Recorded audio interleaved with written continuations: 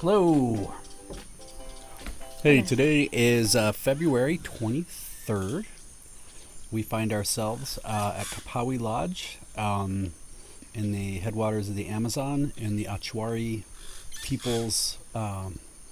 It's a huge, massive preserve that is owned by the Achuari people, and it's put on with a group called the Pachamama Alliance that coordinated our trip. The intention is to help save the culture and rainforest stuff. So we're down here learning what we can. It's been fun. Yeah, we've learned a lot. It's been really, really great. And yesterday, when we finished up our last video, we did a couple other videos. We ended up taking the boat, and we went from here down one river out to what's the other river? Ishipatong. Pastanaza.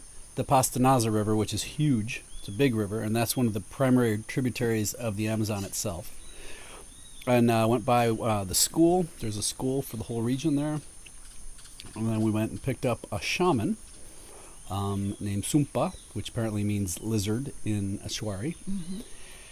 And we went down river for a while, and then got out another location, and we started hiking. And we went up and did a hike through this little community. It has a landing strip. It's these grass strips that kind of keep them connected to the rest of the world. And then from there, we went for not a long hike, but a decent hike through, they call them orchards, but different family sort of food plots and jungle, and they're kind of both and a mix, and it's kind of interesting.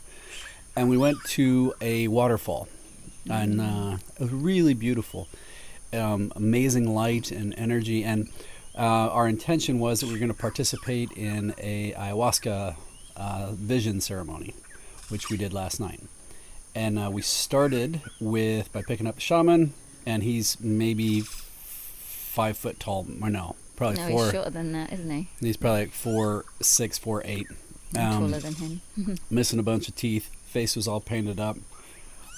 Older fella, lots of bracelets, but really good energy. Had a good feel, which was cool. He's leading us through the jungle. We go to this waterfall. It's not a huge waterfall. It's probably 5 to 8 feet, and the ceremony has us one at a time. There's 8 of us or 10 of us. We changed into our swimsuits, or we had our swimsuits on under our jungle clothes, which get really ripe, by the way. Holy smokes, is amazing how much you can smell. And you go down, and he pulls up, and he has tobacco that he puts in a gourd and mixes with the water of the spring, or of the waterfall, and squeezes that in there. And you're supposed to take that and you inhale that. Yeah, you're snorting tobacco water. Kind of interesting. Then he asks you to go up, and the waterfall's probably only about 6 feet, top to bottom, and there's a small shelf behind it that you can actually go and sit in. So you go up, and you put your hands on the waterfall, and you stick your whole head in, and it feels amazing. It's nice and cool. And then you slowly sneak to where you sit underneath, and you sit behind, and you have these sheets of it's the sheet of water flowing over, and you think about what is your intention for the ceremony you're taking place. Did I get that fairly accurate? Yes. What else do you want to add on that? It was a really intense place. It had full of energy, and that Chris had mentioned earlier, it's a place that this is where they do this ritual. So many, who knows how many number of people have done the very same thing that we were doing yesterday. So it felt pretty holy or intense. It did have a really beautiful light energy. It felt inviting and comforting, and that was great. And it was really, the waterfall was beautiful, and sitting behind it, all of it was very, what's the word? I don't know, touching, comforting. That was very It was overwhelming. Our guide, Danielle, he suggested that people have been coming here for this ceremony, and then to do the ayahuasca, for more than like maybe 2,000 years, to this same place, same basic herbs, same basic process, same basic everything. So that was pretty cool to have some gringos be able to respectfully do that. So that was nice. We got out, everybody sits quietly, and then we go for another walk, and we go all the way to Sumpa's house. Not quite yet. Remember, on the way. Sorry. Mm-hmm. On the way, our guide Simone, who is a Chari guy, is awesome.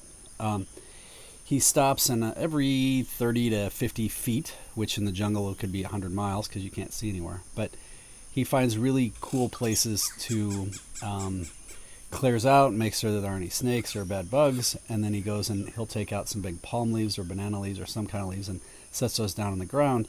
And then we sat there, and we were asked to sit there for about 40-45 minutes and just quietly, independently. And then you'd move on another 50 yards or whatever to the next person, and so on and so on and so on and so on. And we both ended up getting set up against these huge, beautiful trees, which we really love.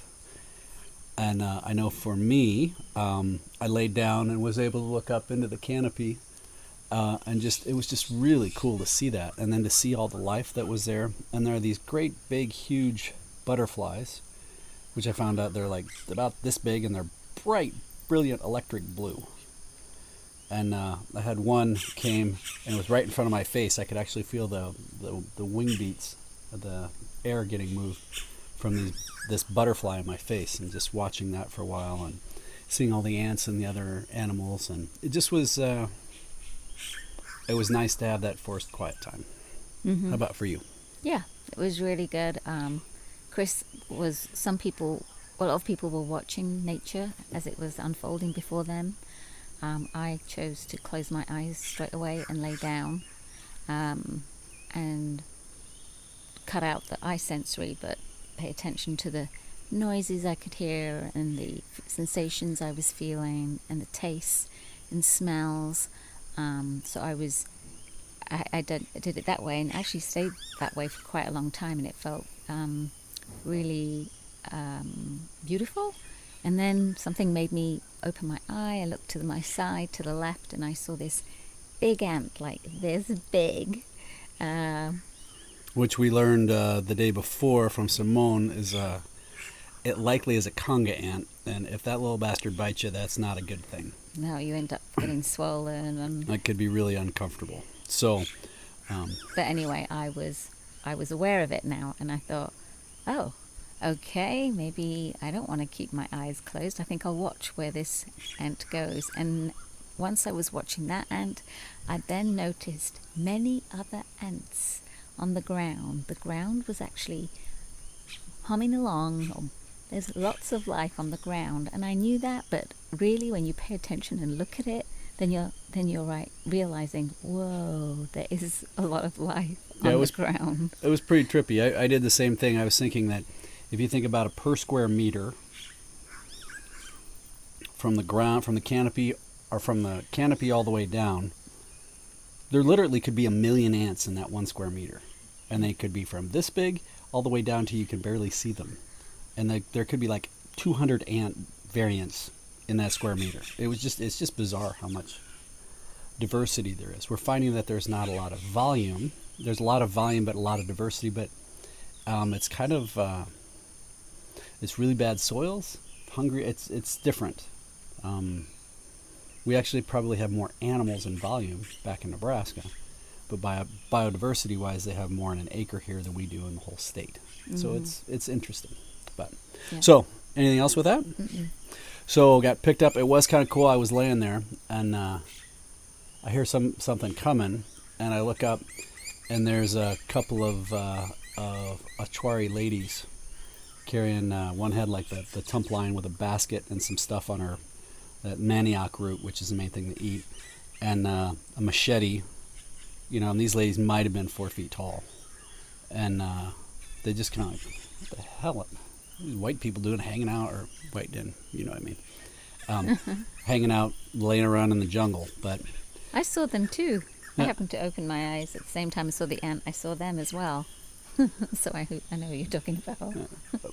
There weren't a lot of people there. No. So anyway, so we went from there to Sumpa's house, and we hung out in the house, and basically we were asked to just sort of relax and lounge for a couple hours, which was interesting, kind of boring, but it sits clear up on a bluff overlooking the river, Pastaza River, in two directions. So that was really cool to see that. It was beautiful. Actually, it was a very beautiful setting. And then we around 7 o'clock, we fasted most of the day. We had breakfast, and then we fasted the rest of the day. The intention being they want you to be a little tired, so they walked us a little bit, or we walked a little bit more than we have been, which is still pretty minor. And we didn't eat because a lot of times the ayahuasca makes you sick, and a little bit on the dehydrated side, all on purpose apparently. And then from there, we went and did the ayahuasca. Mm-hmm. So, tell you what, let's do that as a separate video. Does that sound like a plan? Yep, sounds good. All right. More to come. That's our definitely.